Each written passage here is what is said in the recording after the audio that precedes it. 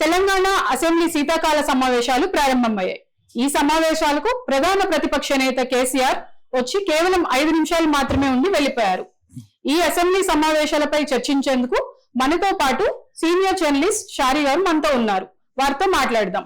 నమస్తే సార్. నమస్తే అండి. కేసీఆర్ అసెంబ్లీ సమావేశాలకు వచ్చి కేవలం 5 నిమిషాలే ఉండి వెళ్లిపోయారు. దీనిపై మీ స్పందన ఏంటి సార్?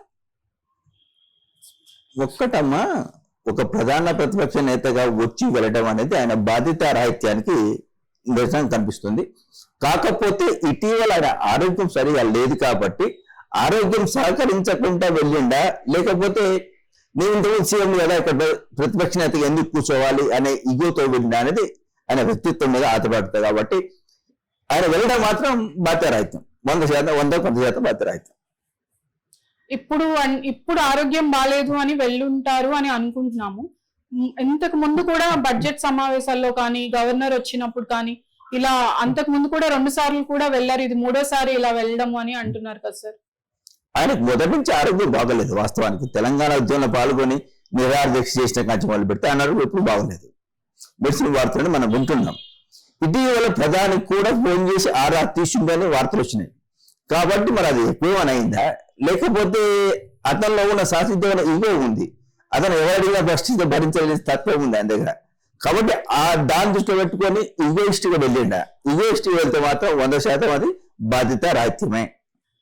కేసీఆర్ వచ్చి అసెంబ్లీలో కూర్చున్నప్పుడు రేవంత్ రెడ్డి వచ్చి దగ్గరకు వచ్చి పలకరించే సమయంలో అసెంబ్లీలో అందరూ లేచి నిలబడి గౌరవార్థం నించున్నారు.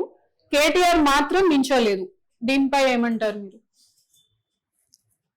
మనం నమస్కారం నమస్కారం పెట్టడం మన సంస్కారం.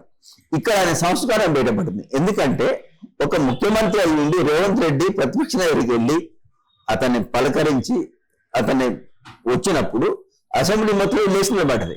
అంటే ఎమ్మెల్యే అంతా అటువంటిప్పుడు ఈయన కూడా ఎమ్మెల్యే కదా, ఎవరు కేటీఆర్, ఆయన లేచి నిలబడాలి. సంస్కారం ఉంటుంది. అది లేదు కాబట్టి నిలబడలేదు. అంటే ఆయనలో ఉన్న ఒక విధమైన నియంత్రిత ధోరణి, ఒక అహంభావ ధోరణి మనకు అక్కడ కనిపించింది. అది ఆయన సంస్కారాన్ని ఆయన బయట పెట్టుకోడు, కుసంస్కారిగా తను చెప్పుకున్నాడు. సో దానివల్ల ప్రజల ముందు ఆయన చురుకున అవుతారు తప్ప అసెంబ్లీకో లేకపోతే ప్రజలకు వచ్చే నష్టం అంటే ఏం లేదు. కేసీఆర్ నదీ జలాల గురించి సమావేశాల్లో మళ్ళీ మాట్లాడతారంటారా? కేసీఆర్ అనే వ్యక్తికి నదీ జలాల మీద మంచి పట్టుంది. ఆయనకు అదంటే ఇష్టం కూడా. కాబట్టి ఖచ్చితంగా కేసీఆర్ ఈ నదీ జలాలుగా చర్చించేందుకు వస్తాడని అనుకుంటున్నాను. ఎందుకంటే ఆయనకు తెలిసినంత డెప్త్గా ఈ తెలంగాణలో ఏ నాయకుని కూడా నదీ జలాల మీద అలాంటి అవగాహన లేదు. గతంలో పవర్ ప్లాంట్ ప్రెజెంటేషన్ కూడా ఇచ్చిండు సీఎంగా ఉన్నప్పుడు. ఇప్పుడు కూడా పవర్ ప్లాంట్ ప్రెజెంటేషన్ ఇచ్చింది కాబట్టి రెడీ అవుతున్నాడు. కాబట్టి అది ప్రభుత్వాన్ని నిలదీసి ఇట్లా పెట్టేందుకైనా కేసీఆర్ ఖచ్చితంగా వస్తాడు అనుకుంటున్నా. రావాలి కూడా, రాకపోతే ప్రజల ముందు చూపుకునేస్తారు అంతే. ధన్యవాదాలు సార్. నమస్తే.